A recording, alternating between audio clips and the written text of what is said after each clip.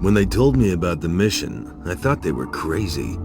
We've all heard stories about time travel, but here were these guys, scientists and top brass, telling me we could do it for real.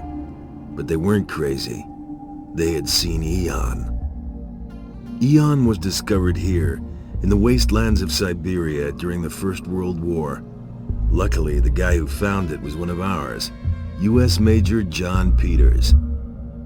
He got it shipped back home where it was classified top secret and taken to Area 51. Our scientists had little problem working out how to start it up, and they found that objects placed inside it simply disappeared.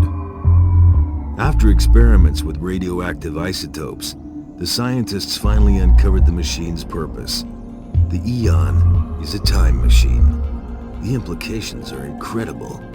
In Eon, we have the potential to erase every tragedy from our history. But though we knew what the machine could do, we were unable to use it. The fuel in Eon was never analyzed, and it was used up in the experiments. More didn't exist. Until now. Until we discovered Cyberite. This compound contains elements that have never been seen before. When it was first discovered in Siberia, the geologists feared it was radioactive because it felt warm to the touch.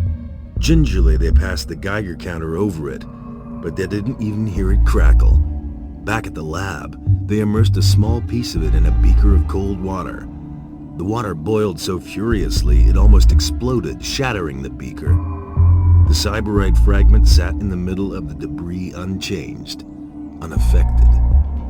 In the presence of Cyberite, the hydrogen atoms had fused to form helium and released incredible energy in the process. In our hands, we have the catalyst for cold fusion and more power than mankind will ever need. There's only one problem. The reserves are buried deep in the ground in Siberia, Russia. That's when I was assigned the Mission Globe Mine. Our first task was to extract enough Cyberite to power the Eon for several journeys. Our second task was a little more complicated. The Earth looked pretty different then. The journey from Siberia to Alaska could be made by land, and that would be our task, to mine the incredible reserves of Cyberite and transport them to Alaska. It'll take the rest of our lives, but when this day comes around again, the Cyberite will belong to America. Departure commences any moment. There are 20 soldiers ahead of me, but that doesn't mean they'll be arriving first.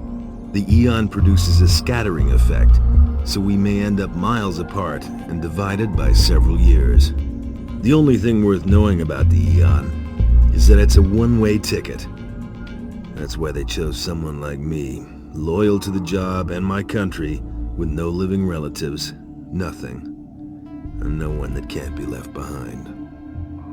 Then, last night I met her, Sergeant Joan Ferguson. She's on the support crew here and won't be coming with us. I feel as if I've known her all my life.